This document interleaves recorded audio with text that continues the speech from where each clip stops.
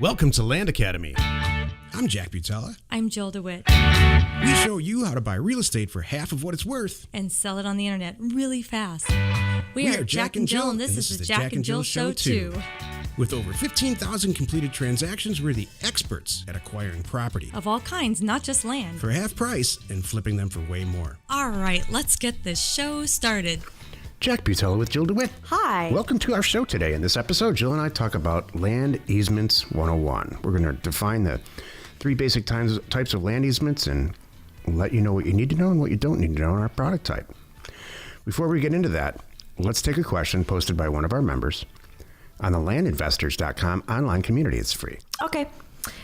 Jim asked, buying a property that has no deed on file with the county, but an affidavit for transfer of real property title and a copy of the will are.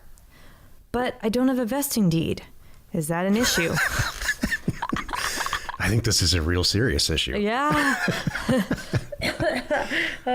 That's funny. So like anything in this product type, you're going to run into these crazy situations. And there's good news and bad news to this, Jill. Mm-hmm.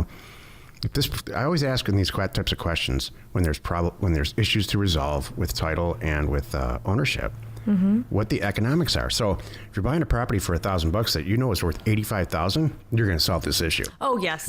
Even if you have to quiet title the whole thing. Right. Or hire a team, an attorney, or whatever you got to do. You'll do it. But if you're spending $500 on a small piece of property, really rural, and you think you can sell it for about $1,500, I think I'd just close the file on this and walk away. Yep. The answer is this an issue? Heck yes, it's an issue. Is it solvable? Absolutely. It's going to take a bunch of time and probably $2,000 or $3,000 worth of resources, depending on where it is in the country.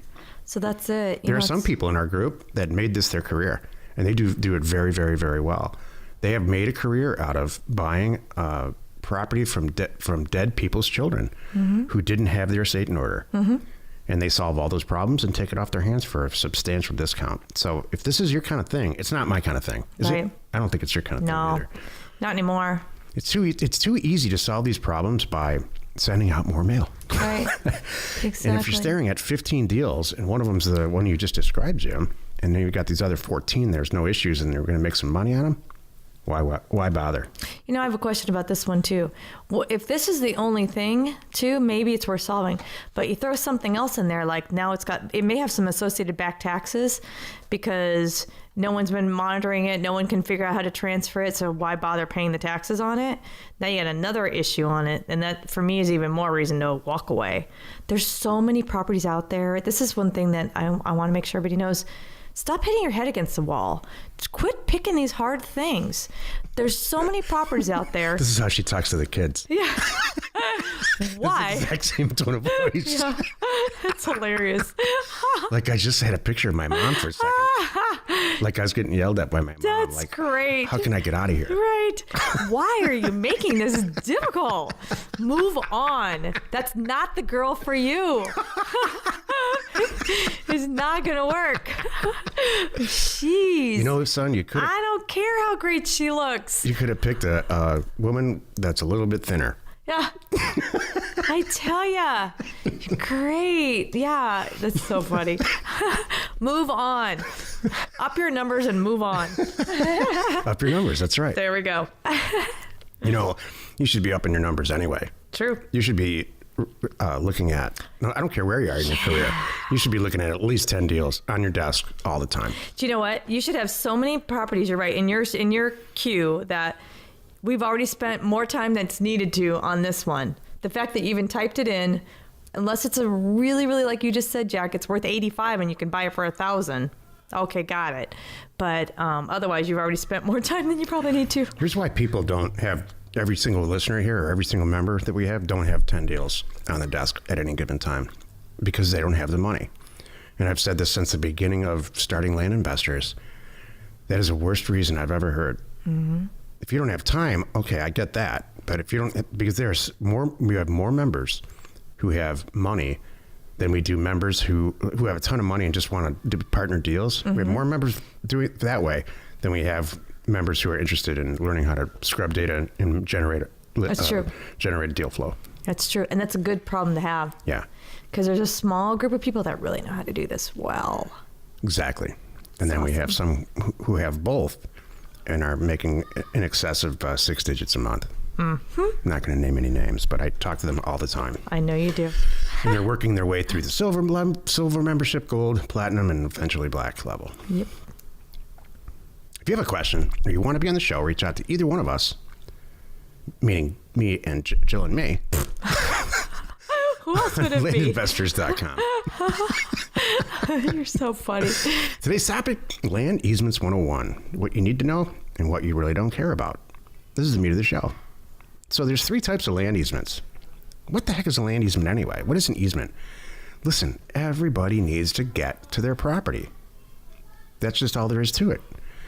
If you got to cross over another guy's property and he's got it all chained off and he's standing there with a shotgun, your property might not be as valuable as as it could be if you could just drive right up to it like most of us do every day. Pull up our driveway. You drive down a street, that's an easement. Pull up your driveway, that's an easement. And pull into your garage, that's your property. Mm-hmm. I want to add, because I'm looking over your shoulder too, because there's your notes, because another good use that you don't think about is where the power lines are. That's an easement. For cable, everybody needs to access for water pipes, sewers, power lines, any public utility. Those are easements. They have to be there.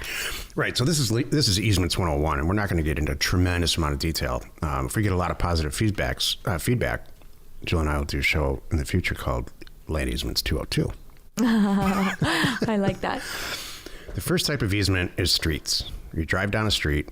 Who owns that property? The city owns it. It was originally subdivided, and some of them apply APNs to those properties. If you look through the lists, you can see. It's true. It's funny you say, like, oh, look at that. Like, oops, that's a street. I don't want to buy that. Right. APNs are assessor's parcel numbers, and some of them don't. But that's an easement in gross. It's just, it's a street. Nobody owns it except the city, and it's not taxed at all. The city's responsible for it, and they maintain it. Is public utility an easement in gross? Do you know? Public utilities, yes. That's okay. So, what is it, an easement in gross or the other kind? It's easement in gross. That's what I thought. Yeah. Jill's much more academically intelligent than I am. Yep. I have the street smarts. That's pretty good. That's a good way to describe us. Book smart, street smart. That's really funny. Yeah, I don't have the street smarts. I didn't grow up where you grew up. My street smarts are, what do you mean? Don't we always help each other? And when someone wants in my lane, I just kind of back up and let them in. What are you talking about? We all wave to each other and we go on our merry way. Oh, I should be more like that. That's so funny. My resolution to what you just described is to not get in the car in the first place. That's hilarious. Or if you have to get in the car, get in the back. That funny, Jack. You do. Here's how we do it. If you really need to get over in a lane, you don't just like find your window and take it. I mean, you do sometimes, but the most of the time, if I really am desperate to get in a lane, I roll down my window, make eye contact, like smile and wave. Seriously, and that works. I would let you in if you smiled and waved at me too. See? And then when you let me in, then I wave at you from my rearview mirror. That's how we roll here. That's how people get married sometimes. I know it's hard to imagine. This is not New York, but this is how we roll here. I know, it's great. Thanks. I bought a motorcycle specifically so I do not have to deal with any of that. Because in California, you can just drive between the cars. It's true. You might get me a scooter, That's too. That my might be answer. on my agenda here. I heavily researched that today, by the way. I have all the answers. On my scooter? Yeah, it's a Vespa 300 GT. Oh. It's the bomb, and there's a bunch of them on Craigslist. So Okay, cool. When we're done with the show, maybe we'll go look. Okay, well, that sounds good. Second type of easement is an easement opportunant, which is what I described earlier, the driveway scenario. So you're driving across a piece of another guy's property, let's say, to get to yours. And that's called an easement opportunant. And that's the one that we talk about in our product type all the time. So if you imagine on Google Earth or Parcel Fact, you type in an APN, and the property comes up in Google Earth, and you can see that it's not attached to a road anywhere, but you can see a little 2-track path going across another guy's property from a county road. That's an easement opportunity, and they're either recorded or they're not. And if they're not recorded, and you can very easily, with consent of that landowner, he can lop off a tiny little portion of his property, get it replatted, very inexpensive. You don't need a survey or anything. And just record it, and then now you're done. Make it official right then and there. So does he still own the property? Heck yes. You do not own that property, but you own the easement. Right. Which That allows is you. just as good. Well, the easement goes with that property. Like say you own the back property. The easement is with that back property. So you and whoever lives there forever has a way to get to and from their property. Yeah, it runs with the property, so to speak. Exactly. So now you've got a physical, permanent way to get to your property. These things come up a lot. Exactly. Enough for us to do a boring show about it. What's interesting to me is we were talking about this as we're preparing that. Say Mr. Smith, you don't talk to Mr. Smith. He doesn't have a house there. He's the front property and you're the back property. There is a law, and it varies years in different states where, hey, I've been doing this for 9 years or 10 years or 5 years, that you can basically petition for an automatic. That's a fantastic segue to the third type of easement. Thank you. The third basic types of easements. It's called a prescriptive easement, where if you own a piece of property, a guy owns a piece of property in Texas, but he lives in Boston and he's never seen it. Let's say he inherited it. And in Texas, the property behind that property, the guy's been going back and forth on his property to get to the owner's Texas property for lots of years. That's a prescriptive easement where, at some point, you do own that easement. You have to take legal action, but the court will grant you. It's a very easy, simple, easy procedure. Exactly. And every state's different. So in California, you do it for 5 years, you can petition for it. Right. In Texas, it's 30 years. And then all the different states are somewhere in between that. Right. The easiest way is just to get consent from the owner. It is. Hey, you know what the nice thing is too? It's a nicety too. Jill's way, where you wave the guy in. Exactly. Because what if the owner says, I want to put a cabin here, so I know you need property, so it's better to involve them.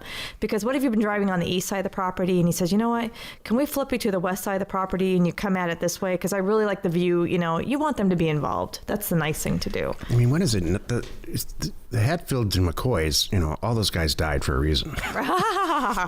It's just better to be friends with your neighbor. Exactly. Even if you don't like them, just smile and wave. Right. It's really good.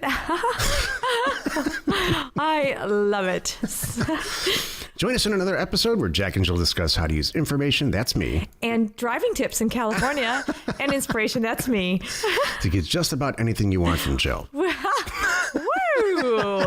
Smile and wave. We do it every day to buy property for half of what it's worth and sell it immediately. You are not alone in your boring ass interest in easements. Oh, we all want the boring ass easement. It's hilarious. Stuff you have to know. That's right. Trying to make it fun. Someone's got to do that. I'm gonna blade my road and call it boring ass road because I had to road. Because I need to get to my damn property road. That's it. I love it.